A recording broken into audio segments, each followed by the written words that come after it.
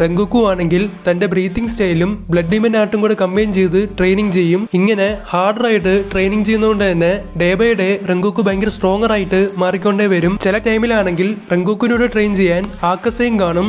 ആക്കസ and റെങ്കുക്കു ഇവർ രണ്ടുപേരും കൂടെ ട്രെയിനിങ് ചെയ്യുന്നതോടുകൂടി ഇവർ തമ്മിൽ ഫ്രണ്ട്ലി ബാറ്റിൽസും ചെയ്യും. ഇതുകൊണ്ട് തന്നെ ഇവർ തമ്മിലുള്ള ആ ഒരു ഫ്രണ്ട്ഷിപ്പ് ബോണ്ടും നല്ലതുപോലെ അധികരിക്കും. പിന്നീട് ബാക്കിയുള്ളതെല്ലാം എപ്പോഴും നടക്കുന്ന പോലെ തന്നെയാണ് നടക്കുന്നത്.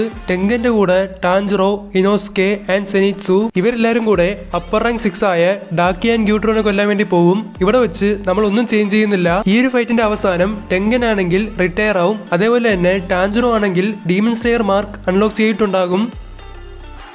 റെങ്കുക്കു ആണെങ്കിൽ തന്റെ ബ്രീത്തിങ് സ്റ്റൈലും ബ്ലഡ് ഡീമൻ ആർട്ടും കൂടെ കമ്പൈൻ ചെയ്ത് ട്രെയിനിങ് ചെയ്യും. ഇങ്ങനെ ഹാർഡറായിട്ട് ട്രെയിനിങ് ചെയ്യുന്നതുകൊണ്ട് തന്നെ ഡേ ബൈ ഡേ റെങ്കുക്കു ഭയങ്കര സ്ട്രോങ്ങർ ആയിട്ട് മാറിക്കൊണ്ടേ വരും. ചില ടൈമിലാണെങ്കിൽ റെങ്കുക്കുവിനോട് ട്രെയിൻ ചെയ്യാൻ ആക്കസയും കാണും. ആക്കസ ആൻഡ് റെങ്കുക്കു ഇവർ രണ്ടുപേരും കൂടെ ട്രെയിനിങ് ചെയ്യുന്നതോടുകൂടി ഇവർ തമ്മിൽ ഫ്രണ്ട്ലി ബാറ്റിൽസും ചെയ്യും. ഇതുകൊണ്ട് തന്നെ ഇവർ തമ്മിലുള്ള ആ ഒരു ഫ്രണ്ട്ഷിപ്പ് ബോണ്ടും നല്ലതുപോലെ അധികരിക്കും. പിന്നീട് ബാക്കിയുള്ളതെല്ലാം എപ്പോഴും നടക്കുന്ന പോലെ തന്നെയാണ് നടക്കുന്നത്. ടെങ്കന്റെ കൂടെ ടാൻജിറോ, ഇനോസ്കെ ആൻഡ് സെനിറ്റ്സു ഇവരെല്ലാരും കൂടെ അപ്പർ റാങ്ക് 6 ആയ ഡാക്കി ആൻഡ് ഗ്യൂട്രോനെ കൊല്ലാൻ വേണ്ടി പോകും. ഇവിടെ വെച്ച് നമ്മൾ ഒന്നും ചേഞ്ച് ചെയ്യുന്നില്ല. ഈ ഒരു ഫൈറ്റിന്റെ അവസാനം ടെങ്കൻ ആണെങ്കിൽ റിട്ടയർ ആവും. അതേപോലെ തന്നെ ടാൻജിറോ ആണെങ്കിൽ ഡീമൺ സ്ലെയർ മാർക്ക് അൺലോക്ക് ചെയ്തിട്ടുണ്ടാകും.